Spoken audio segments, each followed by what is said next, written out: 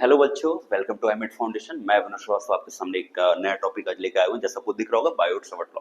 देखिए, जैसा कि हम लोग करंट इलेक्ट्रिसिटी पढ़ चुके हैं और उसके बाद जो हमारा नेक्स्ट चैप्टर वो क्या है, मूविंग चार्ज एंड मैग्नेटिज्म। तो देखिए, हमें पता है कि हम लोग जब इलेक्ट्रोस्टैटिक पढ़ रहे थे उस समय पता था कि जब चार्ज हमारा रेस्ट में होता है तो हम वहाँ पे इलेक्ट्रोस्टैटिक को मतलब स्टडी करते हैं। जब हमारा कांस्टेंट वेलोसिटी चार्ज मूव करता है तो क्या होता है, इलेक्ट्रिसिटी क्रिएट करता है और जहां पे इलेक्ट्रिसिटी होता है उसके अराउंड क्या होता है, मैग्नेटिक फील्ड भी जनरेट होता है। तो देखिए, जैसे अभी हम लोग मैग्नेटिज्म की बात करेंगे तो कुछ मैग्नेटिज्म के हिस्ट्री को देखते हैं पहले। तो देखिए, जो हमारा यहाँ पे देखिए, जैसे हमने कुछ यहाँ पे डेट वेट लिख चुका हूँ। देखिए, फर्स्ट टाइम इन 1269 में पेट्रस जो एक साइंटिस्ट थे, तो इन्होंने क्या बताया था, इन्होंने मैग्नेटिक फील्ड का कॉन्सेप्ट थोड़ा बताया था, मैग्नेटिक फील्ड के बारे में बताया था। ठीक है, उसको मतलब डिस्क्राइब किया था, डिफाइन किया था। फिर आफ्टर सम टाइम क्या था, देखिए 1750 में विलियम गिलबर्ट जो साइंटिस्ट, इन्होंने अर्थ को ही मैग्नेट बताया था। अब देखिए, जैसे पहले कुछ भी नहीं पता, पहले फील्ड के बारे में नहीं पता, पहले सारी चीजों को, तो धीरे पहले फील्ड को बताया विलियम गिलबर्ट ने, फिर बताया 1750 की अर्थ ही हमारा क्या है, मैग्नेट है। आफ्टर दैट 1785 में चार्ल्स ऑगस्टिन डी कुलम ने, ठीक है, इसको मतलब कि एक्सपेरिमेंटली प्रूव किया था मैग्नेट उस फील्ड को, है ना।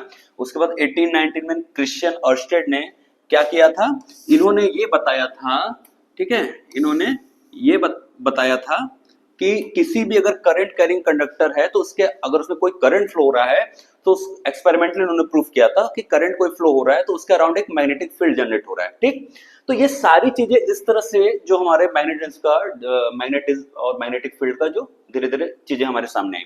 तो देखिए, जो क्रिश्चियन ऑर्स्टेड थे तो इन्होंने ये तो बताया कि अगर कोई भी कंडक्टर होगा उसमें अगर करंट फ्लो हो रहा होगा तो उसके अराउंड एक मैग्नेटिक फील्ड होगा, बट उन्होंने ये नहीं बताया कि उस मैग्नेटिक फील्ड का मैग्नीट्यूड कितना होगा। ठीक है, तो आइए तो हम लोग शुरू करते हैं बायोट-सावर्ट लॉ से। तो देखिए, बायोट-सावर्ट जो लॉ है वो बताता है क्या हमें कि किसी भी करंट कैरिंग कंडक्टर में, ठीक है, जैसे बायोट-सावर्ट लॉ क्या बताता है, देखिए इसको देखिए। सपोज दैट हमारे पास कोई करंट कैरिंग कंडक्टर है जिसमें क्या हो रहा है, आई करंट फ्लो हो रहा है। ठीक है, हमने क्या किया, यहाँ पे कोई पॉइंट पी ले लिया और एक स्मॉल, ठीक है, ये डीएल एलिमेंट हम यहाँ पे कंसिडर करेंगे और थ्रू दिस, अब ये एंगल यहाँ पे हमारा जो बनेगा, ठीक है, वो बनेगा सपोज दैट थीटा। ठीक है, वो बनेगा थीटा। तो देखिए, अब यहाँ पे क्या है कि देखिए, अकॉर्डिंग टू बायोट-सावर्ट लॉ उन्होंने क्या बताया, उन्होंने ये बताया कि अगर कोई भी करंट करंट कैरिंग कंडक्टर है, अगर उसमें करंट फ्लो हो रहा है तो थ्रू दिस कंडक्टर किसी पॉइंट पे उस मैग्नेटिक फील्ड का मैग्नीट्यूड कितना होगा, इसके बारे में बायोट-सावर्ट ने इसको बताया था। तो देखिए, तो जो स्टेटमेंट है बायोट-सावर्ट लॉ का वो आप देख सकते हैं, ठीक है, कि according to Biot Savart law a segment of current carrying conductor produces a magnetic field. ठीक है, the segment is referred to as the element of current, it is a vector quantity. ठीक है, फिर उसके बाद देखिए, जो ऑर्स्टेड एक्सपेरिमेंट था उन्होंने क्या किया था, उन्होंने मैग्नेटिक फील्ड के बारे में तो बताया कि किसी भी करंट कैरिंग कंडक्टर के अराउंड एक मैग्नेटिक फील्ड क्रिएट होगा, बट उन्होंने क्या किया, बट उन्होंने उसके मैग्नीट्यूड को कैसे निकाला जाए ये उन्होंने नहीं बता पाया। ठीक है, तो देखिए, अकॉर्डिंग टू बायोट-सावर्ट लॉ कुछ यहाँ कंडीशंस हैं। ठीक है, तो आइए देखते हैं। ठीक, अब देखिए, तो according to Biot Savart law first इसका स्टेटमेंट क्या है, ठीक है, कि जो मैग्नीट्यूड ऑफ मैग्नेटिक फील्ड होगा due to this small element DL, तो वो डायरेक्टली प्रोपोर्शनल होगा। अब इसको हम वेक्टर क्वांटिटी लेते हैं, नॉर्मल लेते हैं, फिर आगे वेक्टर लगा दिया जाएगा। ठीक है, वो डायरेक्टली प्रोपोर्शनल होगा current flowing in a conductor के। दैट मींस कि जितना ज्यादा करंट हम लोग फ्लो करेंगे, करंट का मैग्नीट्यूड जितना ज्यादा होगा, हमारा जो मैग्नेटिक फील्ड होगा इस पॉइंट पी पे due to this small element length पे, तो वो हमारा क्या होगा, डायरेक्टली प्रोपोर्शनल टू आई होगा। मतलब आई को बढ़ाते जाएंगे तो हमारा मैग्नेटिक फील्ड का स्ट्रेंथ भी क्या होगा, मैग्नीट्यूड क्या होगा, बढ़ता जाएगा। ठीक है, तो सेकंड पॉइंट उनका क्या था, ठीक है, कि जो डीबी होगा, डीबी मतलब, ठीक है, स्मॉल हमारा क्या है, स्मॉल अमाउंट को शो कर रहा है। ठीक है, ये डायरेक्टली प्रोपोर्शनल होगा एल के ना, एल, तो एल देखिए, अभी वेक्टर हटा ही देते हैं, बाद में इसको वेक्टर के फॉर्म में भी लिखा जाएगा, अभी तो नहीं रहता है। ठीक है, तो अब देखिए एल मतलब देखिए, अभी ये स्मॉल लेंथ है, अभी क्या है, स्मॉल लेंथ है। अब इसके बाद क्या होगा, अगर हम लेंथ को इसके बढ़ाते जाएंगे तो इस पॉइंट पे क्या होगा, मैग्नीट्यूड भी बढ़ता जाएगा, किसका, मैग्नेटिक फील्ड का, ठीक है। थर्ड क्या होता है, dB is directly proportional to sine theta, ठीक है। थीटा क्या है, theta is the angle between the dl and the position vector r, ठीक है। जो थीटा है उस दोनों के बीच का एंगल होगा, ठीक। फोर्थ क्या हमारा,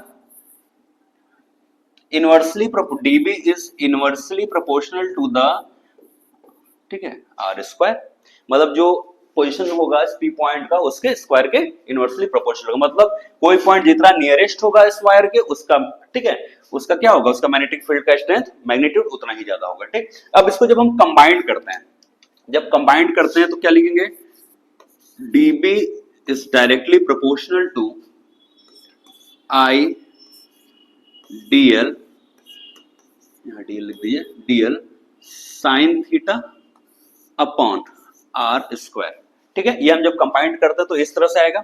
अब यहाँ पे देखिए जो डायरेक्टली प्रोपोर्शनल साइन है, यहाँ पे हम लोग इसको हटाएंगे तो कांस्टेंट के लेंगे, तो यहाँ हो जाएगा I dl sine theta upon r square, clear है।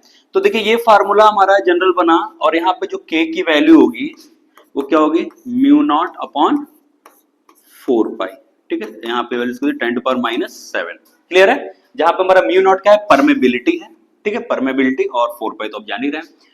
तो देखिए हमारा जो बायोट-सावर्ट लॉ है, बायोट-सावर्ट लॉ क्या बताता है कि उस मैग्नीट्यूड को बताता है जो मैग्नेटिक फील्ड जनरेट होता है due to the current carrying conductor, ठीक, जो डिपेंड करता है directly proportional to the current flowing in the circuit, directly proportional to the length, ठीक है, elementary length, directly proportional to sin theta where the theta is the angle between the dl and the position, ठीक है, vector r, और dB is inversely proportional to the r square. तो जब इस सारे को कंबाइन करेंगे तो यहाँ पे k कांस्टेंट है, k की वैल्यू होती है इतनी। अब इसी को हम लोग वेक्टर फॉर्म में कैसे लिख सकते हैं, ये देखिए, अगर हमको इसको वेक्टर फॉर्म में लिखना होगा तो यहाँ पे लिख देते हैं, ठीक है, ठीक। अब इसी को वेक्टर फॉर्म में लिखना होगा तो dB इज इक्वल टू, ठीक है, यहाँ पे म्यू नॉट अपॉन 4 पाई, ठीक है। अब देखिए I dl cross unit vector लेंगे यहाँ पे अपॉन आर स्क्वायर, ठीक है, अपॉन आर स्क्वायर, ठीक। देखिए हमें पता है कि यहाँ पे जो साइन होता है वो क्या, अब देखिए ये वेक्टर क्वांटिटी है, ठीक है। यहाँ पे हमने, हमारे पास या तो हम एक आर का ऊपर नीचे मल्टीप्लाई कर सकते थे, बट हम यहाँ पे यूनिट वेक्टर को भी ले सकते हैं, where r cap is the unit vector of vector r, ये क्या हमारा यूनिट वेक्टर है। देखिए बायोट-सावर्ट लॉ का जो स्टेटमेंट है वो बहुत इजी है, बस ये एक स्टेटमेंट है, उन्होंने इसको प्रूफ करके इस सारी चीजों को, ठीक है, एक्सपेरिमेंटली प्रूफ करके उन्होंने ये स्टेटमेंट दिया था कि हमारा जो मैग्नीट्यूड ऑफ, हाँ ठीक है, मैग्नेटिक फील्ड होगा due to the current carrying conductor, वो किस किस चीज पे डिपेंड करेगा। अब देखिए एग्जाम में बायोट-सावर्ट लॉ तो 1-2 नंबर में पूछ देगा डेफिनेशन, बट अब हमें इसके एप्लीकेशन को भी देखना होगा, ठीक है। तो एक मिनट, आइए देखते हैं कुछ एप्लीकेशन। देखिए जैसे हमारे पास बायोट-सावर्ट लॉ को यूज करते हुए कुछ चीजों, कुछ एप्लीकेशंस हैं जो एग्जाम में इंपॉर्टेंट हो आते हैं। जैसे पहला है हमारा क्या, ठीक है, जैसे देखिए कोई करंट कैरिंग लूप है, सर्कुलर लूप है, और देखिए जैसे पहला ये इसको खोल देते हैं, ठीक है। तो देखिए पहला अगर हमको देखा जाए, फर्स्ट इसका जो एप्लीकेशन है, magnetic field at the centre of circular coil carrying conductor, ठीक है, कैरिंग करंट। तो देखिए हमको इस बायोट-सावर्ट लॉ को यूज करके हमें 3 तरह का डेरिवेशन पूछता है। एक क्या आता है कि कोई, देखिए एक मतलब क्या, हमारा कोई सर्कल है, सर्कुलर कॉइल है, एक हमारा क्या है, कोई सर्कुलर कॉइल है, इसके सेंटर पे हमें मैग्नेटिक फील्ड क्या होगा। सेकंड इसका एप्लीकेशन है कि कोई स्ट्रेट वायर है, ठीक है, इस वायर के थ्रू किसी पॉइंट पे मैग्नेटिक फील्ड क्या होगा। थर्ड क्या है, कोई इस तरह से कॉइल है, ठीक है, उसके एक्सिस पे किसी पॉइंट पे मैग्नेटिक फील्ड क्या होगा। तो हमको ये तीनों एप्लीकेशन देखने हैं, तो आइए चलिए हम लोग पहला एप्लीकेशन देखते हैं, ठीक है।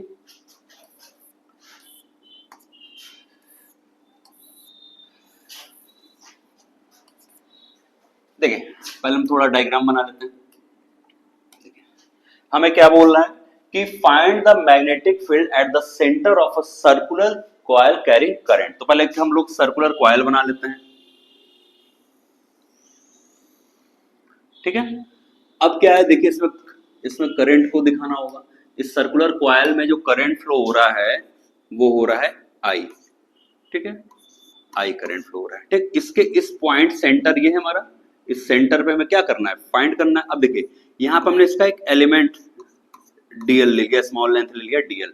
अब देखिए इस डीएल से क्या करेंगे, इस पे इस तरह से लाइन ड्रॉ की, ये हमारा हो गया कैपिटल आर, रेडियस हो गया। अभी हमारा क्या है, सेंटर है, ठीक है, ठीक। तो यहाँ देखिए, यहाँ पे जो यहाँ पे बन रहा है, ये क्या बन रहा है, 90 डिग्री, ठीक। अब देखिए हमारे पास क्या है, हमारे पास जो सर्कुलर लूप है जिसके अंदर करंट फ्लो हो रहा है, हमको इस लूप के सेंटर पे फाइंड करना है कि मैग्नेटिक फील्ड कितना होगा, ठीक है। और हमारे पास देखिए इस तरह से डायग्राम है, ये स्मॉल एलिमेंट हमने यहाँ पे लेंथ का लिया हुआ है डीएल, ठीक है, उसके थ्रू हम यहाँ पे करें, फिर इंटीग्रेट कर देंगे तो हमें पूरे होल के वायर का आ जाएगा, है ना। तो देखिए अभी कैसे करना है, ये देखिए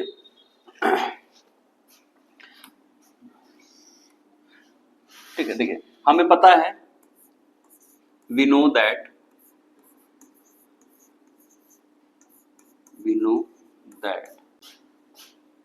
ठीक है, या ऐसे लिखे, देखिए हमको ये जो भी डेरिवेशन करना है वो बायोट-सावर्ट लॉ के अकॉर्डिंग करना है, तो हम लिखेंगे अकॉर्डिंग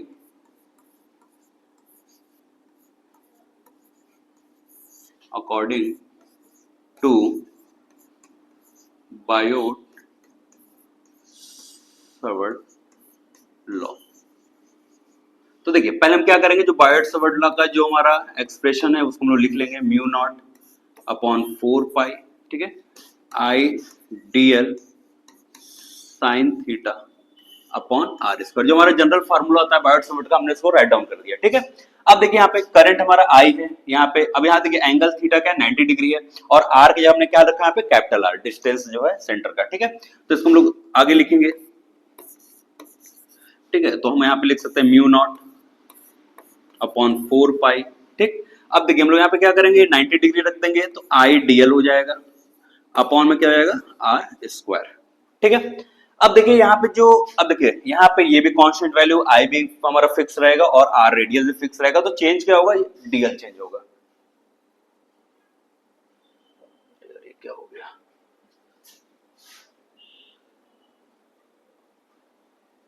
सॉरी, देखिए चेंज क्या होगा, ये डीएल चेंज होगा, तो इसको इंटीग्रेट करना पड़ेगा, ठीक है। तो आइए देखते हैं, एक मिनट, ठीक है। देखिए अब यहाँ पे हम क्या करेंगे, इस म्यू नॉट अपॉन 4 पाई और आई अपॉन आर स्क्वायर को इधर कर देंगे, यहाँ पे हम लगाएंगे इंटीग्रेशन का साइन डीएल, ठीक है। और यहाँ पे हमारा क्या होगा, ये इंटीग्रेशन यहाँ लगा देंगे, इंटीग्रेट करेंगे बोथ साइड्स को, ठीक है। अब देखिए डीएल क्या है, ये स्मॉल लेंथ है, और जब इंटीग्रेशन करेंगे तो इसका पूरा लेंथ आएगा, ये हमारा क्या है, एक सर्कल फॉर्म कर रहा है, तो सर्कल का जो पूरा ये सरकमफ्रेंस होगा वही इसका लेंथ होगा, लेंथ ऑफ द वायर, है ना। तो यहाँ पे देखिए जो हम लोग यहाँ पे जो लिमिट को पुट करेंगे वो करेंगे 0 टू 2 पाई आर, है ना, 2 पाई आर इसका पूरा सरकमफ्रेंस होता है, और 0 से 2 पाई आर। तो जब इसको हम लोग इंटीग्रेट करेंगे, ठीक है, जब इसको हम लोग इंटीग्रेट करेंगे तो ये देखिए बन जाएगा b इज इक्वल टू, है ना। अब देखिए mu naught upon 4 pi as it is, ठीक है, into I upon r square भी उसी तरह लिख देंगे। अब यहाँ पे क्या हो जाएगा, ये डीएल की जगह आ जाएगा, थोड़ा सा इसको इरेज कर देते हैं, ठीक है। तो देखिए यहाँ पे डीएल हमारा जब इंटीग्रेशन करेंगे तो दे देगा लेंथ, अब लेंथ की हम क्या करेंगे 0 से 2 पाई आर, क्लियर है। तो देखिए जब हम लोग आगे चलेंगे तो b इक्वल टू देखिए mu naught upon 4 pi I upon r square, ठीक है। अब यहाँ पे हमारा क्या रखा था, लिमिट हमने l sorry 0 to 2 pi r, इसको पुट कर देंगे तो म्यू नॉट अपॉन 4 पाई, ठीक है, आई अपॉन आर स्क्वायर, यहाँ रखेंगे पहले देखिए 2 पाई आर माइनस 0, एक बार ऊपर की लिमिट रखते हैं हम लोग, फिर माइनस लगाते हैं, नीचे वाली लिमिट रखते हैं, ठीक है। अब इसको और सॉल्व करेंगे तो देखिए mu naught upon 4 pi I upon r square into 2 pi r. अब देखिए क्या क्या कैंसिल हो रहा है, ये पाई से पाई कैंसिल हो गया, ठीक है, ये देखिए आर से एक आर कैंसिल हो गया, ठीक है, 2 से 2 टाइम में ये कैंसिल होगा, तो बचेगा क्या, देखिए म्यू नॉट अपॉन, एक मिनट, ठीक है, देखिए बचेगा क्या, म्यू नॉट अपॉन, तो एक आर बचा, mu not I upon 2r, ठीक है, ये बच रहा है हमारा। तो ये हमारा आ गया magnetic field, magnitude of magnetic field due to the current carrying circular coil या सर्कुलर वायर।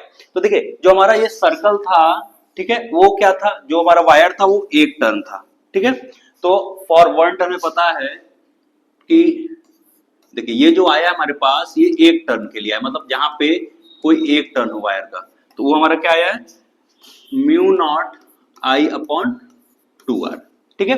जब हम बात कर लेते हैं कि बहुत सारे टर्न, मतलब नंबर ऑफ टर्न्स को हम लोग कैपिटल एन मान लेंगे, ठीक है, तो नंबर ऑफ टर्न्स को क्या मान लिए, कैपिटल एन, तो हम लोग क्या करेंगे, एक टर्न में मल्टीप्लाई कर देंगे, तो mu not I upon 2r into N, ठीक है, तो ये हमारा हो जाएगा म्यू नॉट आई, इसको एन को आगे भी लिख सकते हैं, ठीक है, एन आगे लिख सकते हैं अपॉन 2r।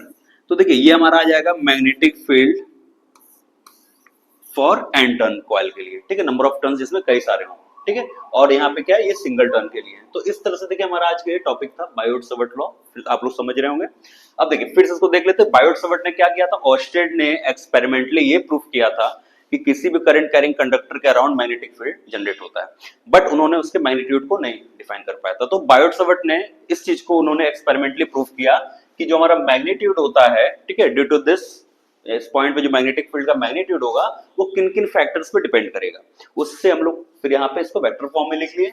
अब देखिए जो इसका एप्लीकेशन है, इसके 2 एप्लीकेशन और हैं, वो भी नेक्स्ट वीडियो में आपको मिल जाएंगे। तो हम लोग पहला एप्लीकेशन देखें कि हमारा अगर कोई सर्कुलर कॉइल है जिसके अंदर करंट फ्लो हो रहा है, तो उसके वजह से उसके सेंटर पे कितना होगा मैग्नेटिक फील्ड, तो हम लोग देखिए सेंटर का वो मैग्नेटिक फील्ड यहाँ पे हम लोग फाइंड आउट कर चुके हैं, ठीक है, तो ये हमारा, तो ये आज का हमारा था बायोट-सवर्ट लॉ। अब नेक्स्ट वीडियो में इसके 2 एप्लीकेशन और बचते हैं, वो भी हम लोग आपको अपडेट कर देंगे, और इस वीडियो को अपने दोस्तों को, अपने फ्रेंड्स, अपने रिलेटिव्स को, जो भी आपके जानने वाले उनको जरूर शेयर कीजिए और हमें सपोर्ट कीजिए। थैंक यू, मिलते हैं नेक्स्ट वीडियो में।